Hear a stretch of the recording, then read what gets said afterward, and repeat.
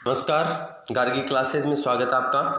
कल अपन ने John Locke के बारे में देखा था प्रबोधन के साथ में कि प्रबोधन में जॉन लॉक का क्या योगदान रहा है। आज अपन बात करेंगे रूसो के बारे में। रूसो भी सामाजिक समझौतावादी सिद्धांत से जुड़ा हुआ है।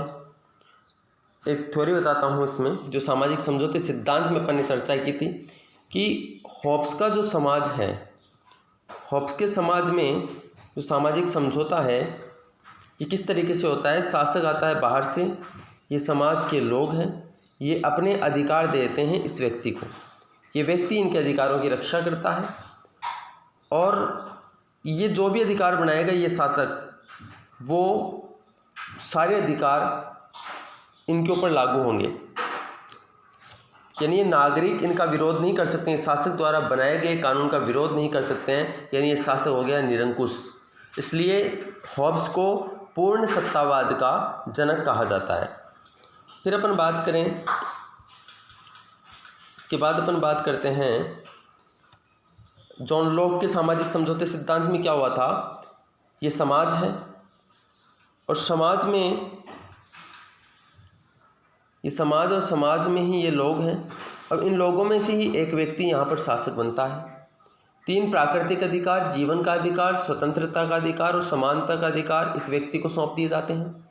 ये व्यक्ति इन अधिकारों की रक्षा करता है और यदि ये शासक इन अधिकारों की रक्षा नहीं कर पाता है तो जनता इसके विरुद्ध क्रांति कर देगी। ये था जॉन लॉक में।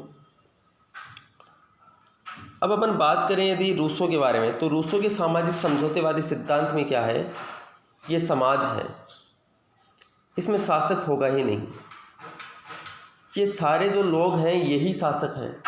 ये जो लोग चाहेंगे इनकी इच्छा के अनुसार ही कानून बनेगा और इनकी इच्छा को वो नाम देता है सामान्य इच्छा का सिद्धांत। सामान्य इच्छा, तो सामान्य इच्छा क्या है? रूसो का सामाजिक समझौतावादी सिद्धांत का ही एक तत्व है जिसमें समाज के सभी लोग आपसी सहमति के आधार पर कोई भी निर्णय लेते हैं। कानून बनेगा तो सामान्य इच्छा के आधार पर। अब सामान्य इच्छा कभी गलत नहीं होगी रूसो के अनुसार। इन सभी लोगों की जो इच्छा है, जो भी सहमति होगी, वो कभी गलत नहीं होगी, वो सदैव सही होगी। यानी सामान्य इच्छा किसी भी परिस्थिति में अलग नहीं हो सकती है, सामान्य इच्छा कभी गलत नहीं हो सकती है। तो हॉब्स के पूर्ण सत्तावाद में क्या था, उसके निरंकुश शासक में क्या था कि उसके निरंकुश शासक के विरुद्ध क्रांति सिर्फ एक कंडीशन में की जा सकती है, आत्मरक्षा के नाम पर। यानी जब खुद के प्राणों के ऊपर ही, जनता के प्राणों के ऊपर ही आंच आ जाए तो वह शासक के विरुद्ध आंदोलन कर सकती है, अन्यथा नहीं करेगी। लेकिन रूसो ये कहता है कि सामान्य इच्छा कभी गलत हो ही नहीं सकती है, सामान्य इच्छा सदैव सही होती है। और ऐसी ही थ्योरी वर्तमान में स्विट्ज़रलैंड में लागू है। स्विट्ज़रलैंड में कानून सामान्य इच्छा के आधार पर ही बनते हैं। प्रत्यक्ष लोकतंत्र का सबसे बढ़िया एग्जाम्पल यदि कहीं है दुनिया में तो स्विट्ज़रलैंड है और इसीलिए रूसो को प्रत्यक्ष लोकतंत्र का जनक कहा जाता है, प्रबल समर्थक है प्रत्यक्ष लोकतंत्र का, जिसमें जनता सीधे तौर पर भाग लेती है। आइए देखते हैं रूसो के बारे में। रूसो 18वीं सदी के फ्रांस का प्रमुख राजनीतिक, सामाजिक और दार्शनिक विचारक था। इसकी पुस्तक है इनइक्वलिटी ऑफ मैन, यानी विषमता की बात करता है ये। इसका मानना है कि समानता की बात जहाँ कर ली वहीं पे असमानता स्थापित हो गई। तो ये विषमता की बात करता है, समानता की बात नहीं करता है। रूसो के दार्शनिक विचार प्रकट होते हैं। एक बार एक प्रतियोगिता थी जिसका विषय था उस निबंध प्रतियोगिता का कि विज्ञान ने समाज का पतन किया है या विकास, विज्ञान ने विकास किया है या पतन समाज का। तो रूसो ने उसमें अपना निबंध दिया, उसमें फर्स्ट प्राइज़ रहा और उसके बाद में रूसो ने पीछे मुड़ कर के नहीं देखा। रूसो के विचार क्रांतिकारी विचार थे एक प्रकार से। उस निबंध में उसने लिखा कि व्यक्ति पहले मतलब प्राकृतिक अवस्था में व्यक्ति में न सद्गुण का पता था उसको, न दुर्गुण का पता था। वह एक बच्चे की तरह था जिसको गलत और सही का कुछ भी पता नहीं था। लेकिन पहली बार जिस व्यक्ति ने यह कहा कि ये संपत्ति मेरी है, जिसने ये कहा, बस वहीं से विवाद का उदय हो गया और यहीं से विज्ञान शुरू हुआ। और इस विज्ञान ने प्रकृति से मनुष्य को दूर कर दिया है। जो प्रकृति का आनंद है, जो रचनात्मकता है, उससे मनुष्य को दूर कर दिया है। तो अब तक जो मतलब विज्ञान के बारे में सभी ये कह रहे थे, प्रगति कर रहा है विज्ञान, विकास कर रहा है विज्ञान ने, लोगों के जीवन स्तर में सुधार कर दिया है, उन सब से हट करके पहली बार रूसो ही बात करता है।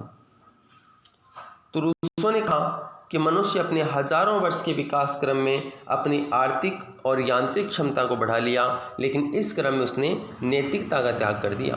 यानी विज्ञान के बारे में बोल रहा है ये कि विज्ञान ने विकास की बात तो की, आर्थिक क्षमता, यांत्रिक क्षमता को बढ़ा लिया, लेकिन नैतिकता को खो दिया और शोषण एवं दमन पर आधारित सामाजिक और राजनीतिक व्यवस्था का निर्माण कर लिया। उसकी पुस्तक का नाम ही सोशल कॉन्ट्रैक्ट है, यानी सामाजिक समझौता, सोशल कॉन्ट्रैक्ट। सोशल कॉन्ट्रैक्ट में उसने विचार दिया कि मनुष्य को नैतिक और सामुदायिक जीवन की ओर मुड़ जाना चाहिए, अपने हितों से ज़्यादा समुदाय के हित पर ध्यान देने की बात करता है। यानी ये समाजवादी विचारधारा के नज़दीक जाता है, ये समुदाय के हित की बात करता है। आर्थिक हितों पर जो आर्थिक शोषण है उस पर कुठाराघात करता है, समुदाय के हित की बात करता है। समाज को शोषण मुक्त बनाने के लिए आर्थिक समानता की बात करता है। समाज आपसी समझौते के अनुसार एक गणतंत्रात्मक लोकतंत्र की व्यवस्था है की जा सकती है। यही है असली गणतंत्रात्मक लोकतांत्रिक व्यवस्था, जिसमें प्रत्यक्ष लोकतंत्र है, जिसमें जनता सीधे तौर पर भाग ले रही है। तो इस समझौते के अनुसार ऐसी व्यवस्था बनाने की बात की और उसने बनाया, जो मैंने बताया आपको कि सामान्य इच्छा के सिद्धांत पर आधारित ये गणतंत्रात्मक व्यवस्था होगी। ये लोकतंत्रात्मक व्यवस्था जो है ये सामान्य इच्छा के सिद्धांत पर आधारित होगी, और सामान्य इच्छा सभी लोगों की इच्छा है, वो कभी गलत नहीं हो सकती है। रूसो की विचारधारा में लोकतंत्र और समाजवाद का तत्व दृष्टिगत होता है। रूसो का मानना था, ये प्रसिद्ध कोटेशन है रूसो की, याद कर लीजिएगा इसको, मनुष्य स्वतंत्र पैदा होता है लेकिन वह सर्वत्र जंजीरों में जकड़ा होता है। मनुष्य पैदा स्वतंत्र होता है, लेकिन निरंकुशकारी शक्तियों ने, विज्ञान ने, आर्थिक जो पूंजीवादी युग है, पूंजीवादियों ने, उद्योगपतियों ने मनुष्य को जंजीरों में जकड़ा हुआ है। इनकी जंजीरों से कैसे निकला जाएगा? तो सामाजिक समझौते के आधार पर ही इसकी जंजीरों से निकला जा सकता है।